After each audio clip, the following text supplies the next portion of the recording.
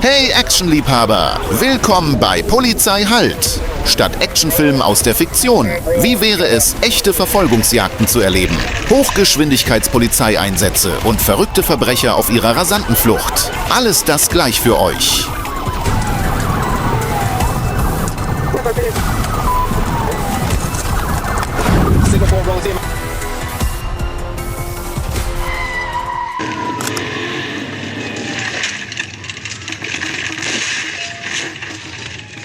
Die Arkansas State Police begann eine Verfolgungsjagd, nachdem ein Chevrolet SUV-Fahrer eine Aufforderung zum Anhalten ignoriert hatte. Das Fahrzeug raste mit hoher Geschwindigkeit auf der Countryside Road und versuchte durch gefährliches Rasen zu entkommen. Die Trooper tauschten sich über Funk aus und planten ihre Manöver sorgfältig, um die Verkehrssicherheit zu gewährleisten.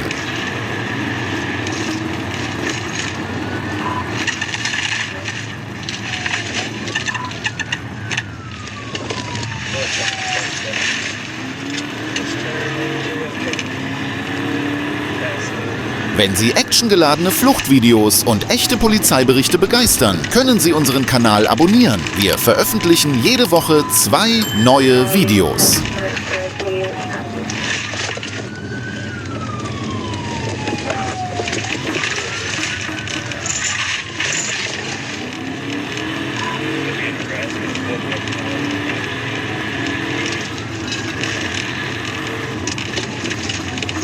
Die Trooper legten schnell eine Strategie fest und führten im richtigen Moment das erste TVI-Manöver durch. Das Fahrzeug geriet kurzzeitig ins Schleudern, aber der Fahrer gab nicht auf und setzte seine Flucht fort. An dieser Stelle kommen wir nicht umhin, über die Polizeitaktiken in den USA und Deutschland nachzudenken. Während die Polizei des Bundesstaates Arkansas in den USA mit solch risikoreichen Manövern versucht, die Kontrolle zu erlangen, verlaufen reguläre Polizeieinsätze in Deutschland in der Regel systematischer und kontrollierter. Was ist Ihrer Meinung nach effektiver? Teilen Sie uns Ihre Meinung in den Kommentaren mit.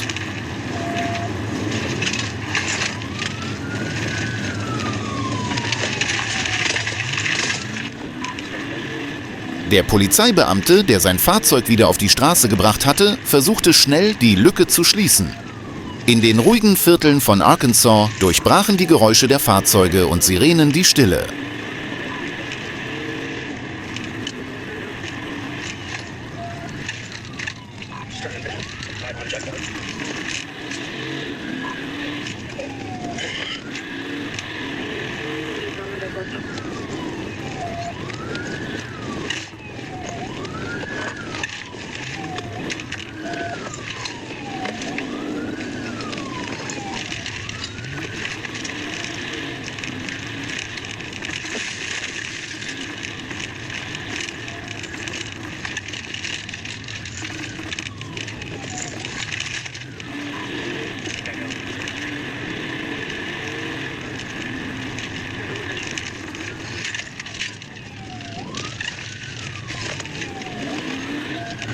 Das Fahrzeug überquerte den Bahnübergang, machte eine Kehrtwende auf einer Wiese in einem leeren Gelände und setzte seine Flucht in die entgegengesetzte Richtung fort. Die Polizei versuchte hier einzugreifen, kam aber zu spät. Doch schon bald sollte es zu einem neuen Einsatz kommen.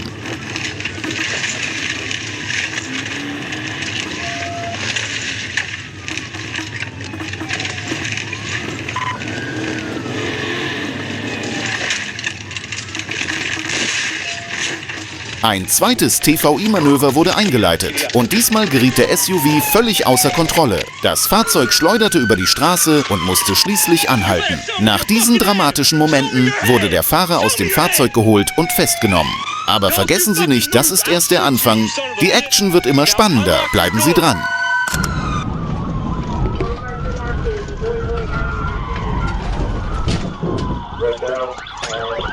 Am Dienstag, dem 12. November 2024, bemerkte ein Beamter der Arkansas State Police, der einen Verkehrsunfall auf der Interstate 440 bearbeitete, einen goldfarbenen Mercury Sedan, der auf ihn zukam. Der Fahrer des Fahrzeugs, Michael Lewis Jr., hielt sein Mobiltelefon in die Luft und führte gerade ein FaceTime-Gespräch. Der Polizist forderte Lewis auf, anzuhalten, doch kurz darauf gab Lewis eine falsche Identität an und stellte sich als Jones vor. Dann beschleunigte er plötzlich und begann zu fliehen, woraufhin eine gefährliche Verfolgungsjagd begann.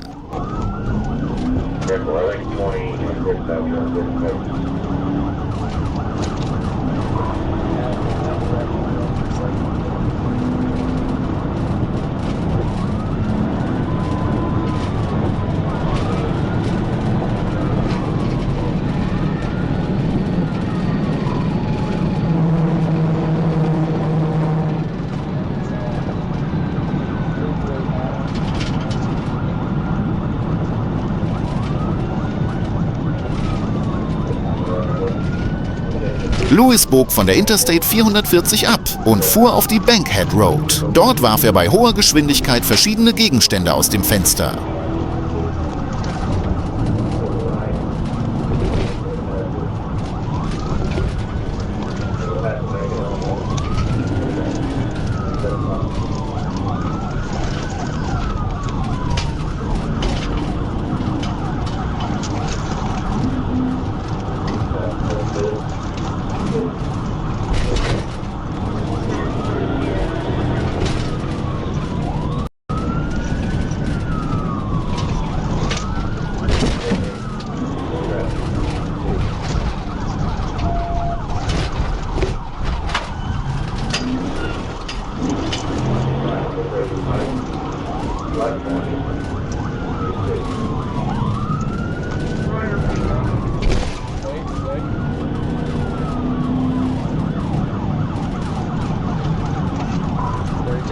Bags out the window about 2 miles back.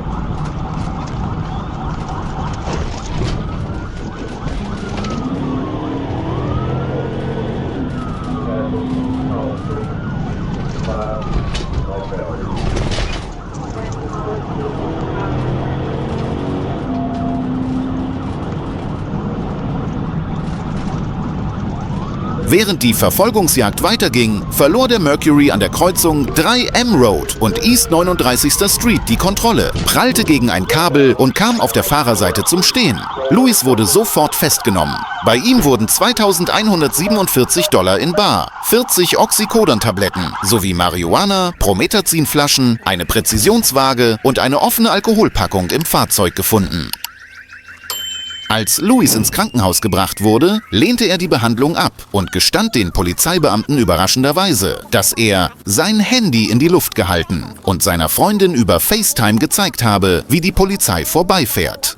Anschließend wurde er ins Pulaski County Jail gebracht und wegen zahlreicher Drogen-, Flucht- und Verkehrsdelikte verurteilt.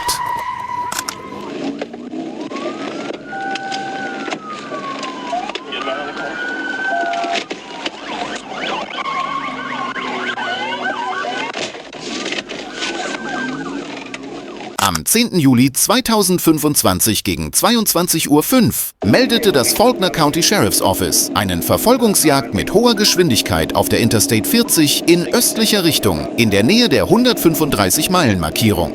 Polizeibeamte, die gerade auf die Autobahn auffuhren, bemerkten das verdächtige Fahrzeug, das mit einer Geschwindigkeit von 160 Kilometern pro Stunde fuhr. Das Fahrzeug fuhr im Verkehr im Zickzack und wechselte aggressiv die Fahrspuren. Dieses Verhalten stellte sowohl für andere Fahrer als auch für den Verdächtigen selbst eine ernsthafte Verletzungs- oder Todesgefahr dar.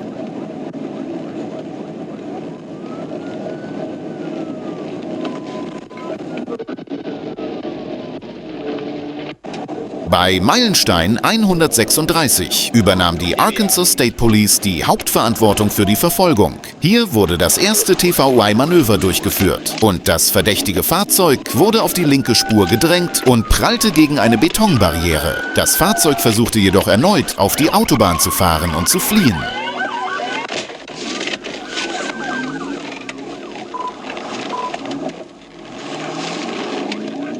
Take him back off eastbound. It's a white male driver.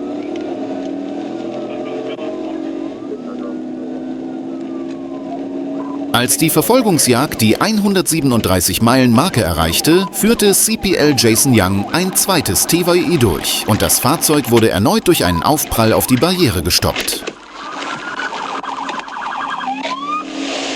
Als das Fahrzeug angehalten wurde, zeigte der Fahrer Dustin Kirkendall den Polizisten seinen Mittelfinger und sagte spöttisch: "How about that?"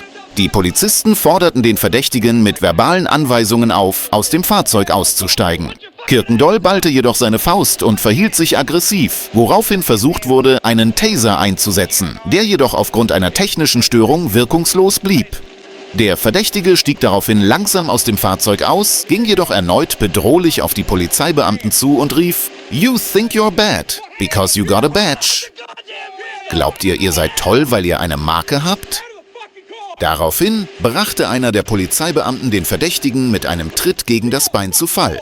Als Kirkendall, der am Boden lag, versuchte, seine Hand in Richtung seiner Hüfte zu bewegen, griffen die Beamten mit Knien ein, um die Gefahr zu bannen. Nach diesem Eingriff wurde der Verdächtige unter Kontrolle gebracht und mit Handschellen gefesselt. Während der Festnahme wurde festgestellt, dass Kirkendall stark alkoholisiert war und dass er Pakete mit Drogen aus dem Fahrzeug geworfen hatte. Der Verdächtige wurde vom Sheriffbüro des Faulkner County festgenommen und wegen zahlreicher Vorwürfe verhaftet. Wie hätte die Polizei in Deutschland ihrer Meinung nach gegen einen so aggressiven Fahrer vorgegangen? Sind die Methoden in den USA und in Deutschland ihrer Meinung nach unterschiedlich? Und welche ist effektiver? Vergessen Sie nicht, Ihre Meinung in den Kommentaren zu schreiben.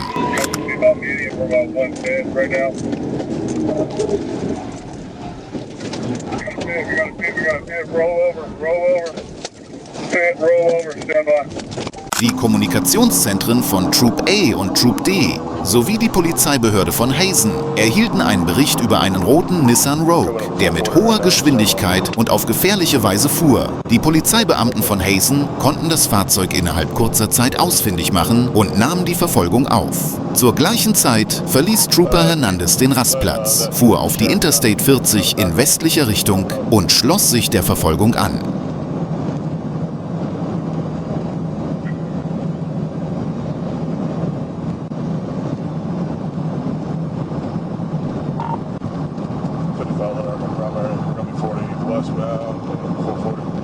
Traffic's kind of thick right now.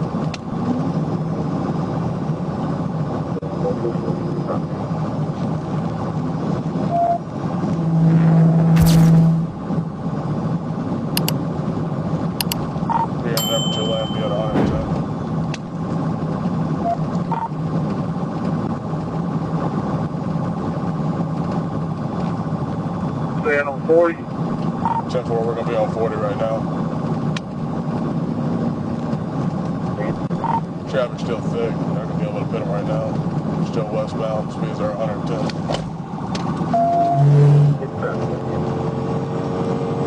Während der Verfolgungsjagd fuhr der rote SUV mit hoher Geschwindigkeit auf der Autobahn und stellte eine große Gefahr für andere Verkehrsteilnehmer dar.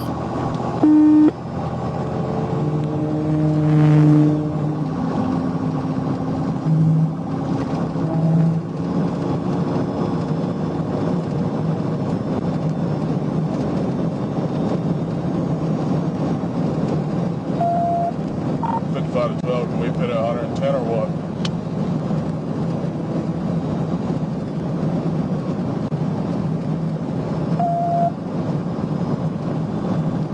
What do you think, Little Rock? Am I able to pit at this speed? I got a spot right here. Yeah. Set 10-4?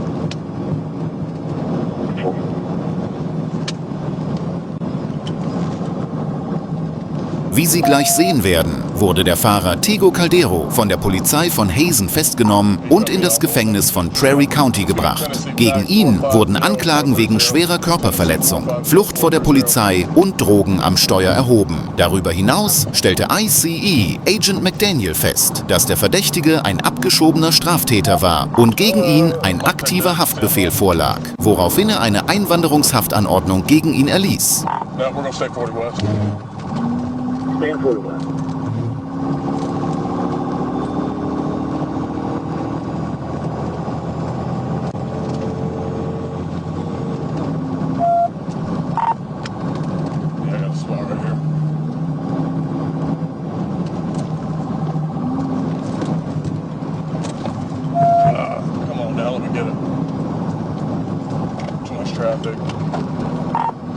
Der Polizeibeamte näherte sich dem SUV mehrmals, um ein Manöver zu starten, fand jedoch keinen geeigneten Moment dafür.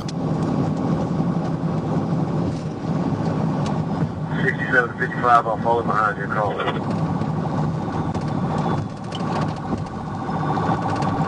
He's passing, he's going up here on the right, stand by.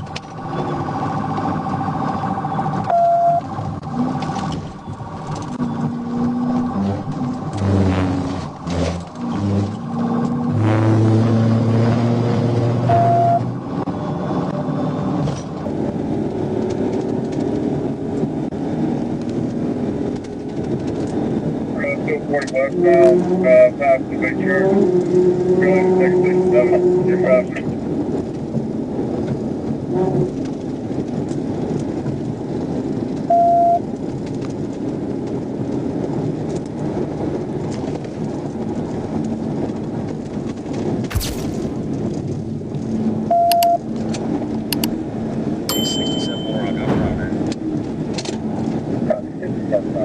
I'm through JFK right now, 40 west still. Got to be about medium for about 110 right now. We got a pit, roll over, pit, roll over, stand by.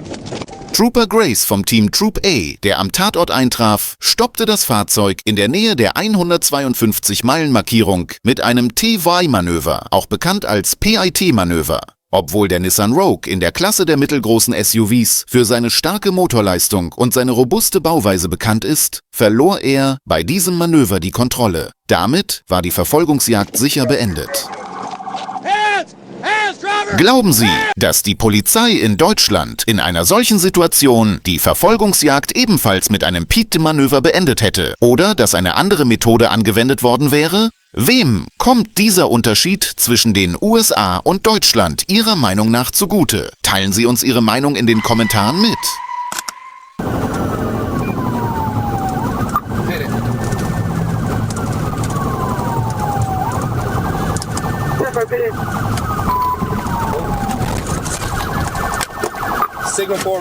Eine wochenlange Ermittlung begann mit dem Diebstahl einer Takeuchi Kompaktladerbaumaschine im Wert von $80.800. Die Kriminalpolizei des DeSoto County Sheriff's Office stellte fest, dass die gesuchte teure Baumaschine in verschiedene Bezirke gebracht worden war. Die Teams aus Highlands und Hendry County gaben eine Fahndungsmeldung für einen schwarzen Dodge Ram heraus, der schweres Gerät transportierte. Kurz darauf wurde dasselbe Fahrzeug erneut in DeSoto County gesichtet. Und diesmal eskalierte die Situation schnell.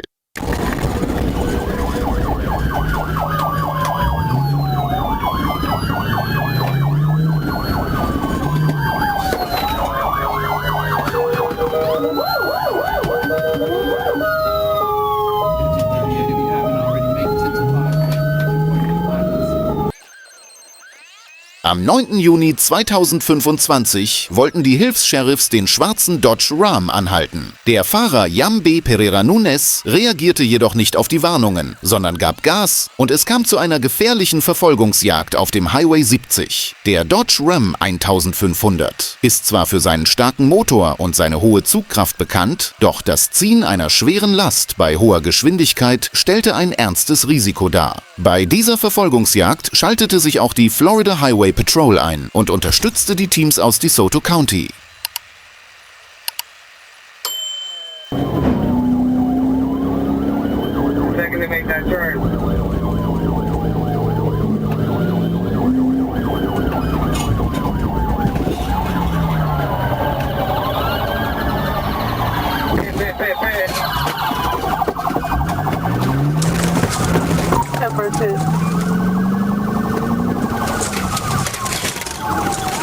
Zwei Polizisten versuchten, das Fahrzeug mit einer Pit-Manöver an einer Kreuzung von der Straße zu drängen. Es ist jedoch fast unmöglich, diesen starken Pickup zu stoppen.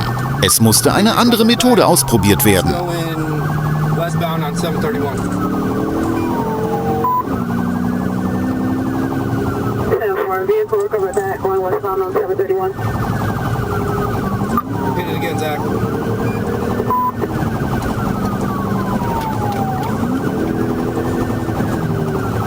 Do that again.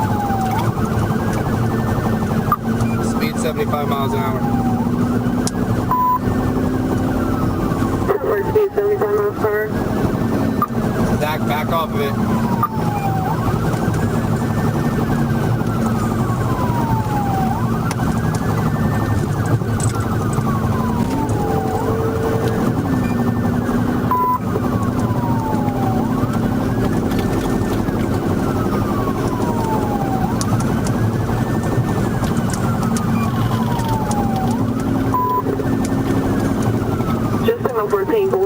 Angaben der Behörden ist Nunes ein vorbestrafter Straftäter, dessen Führerschein abgelaufen ist. Und der von ihm gefahrene Dodge Ram ist ebenfalls gestohlen.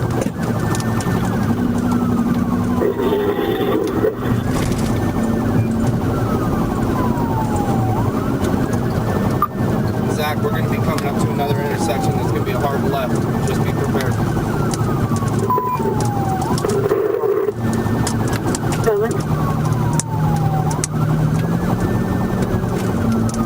You got a car coming, is it? What are you doing? We also for this next unit. We'll get the vehicle before we get the alley.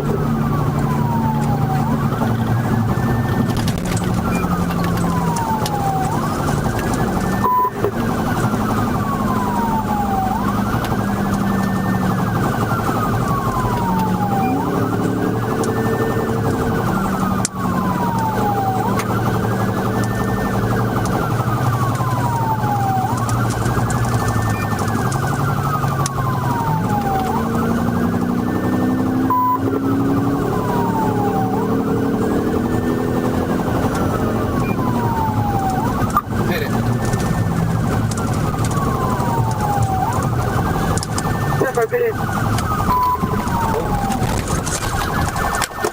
Signal 4, roll TMS. Der Polizeibeamte, der ihn lange Zeit verfolgt hatte, führte im richtigen Moment das PIT-Manöver durch. Wir wissen nicht, ob er dies bewusst tat, aber er sorgte dafür, dass der Pickup in eine Grube stürzte. Daraufhin hatte der Pickup einen schweren Unfall und überschlug sich. Auf diese Weise konnte der starke Pickup gestoppt werden. Der Fahrer wurde festgenommen und wegen der genannten Straftaten vor Gericht gestellt.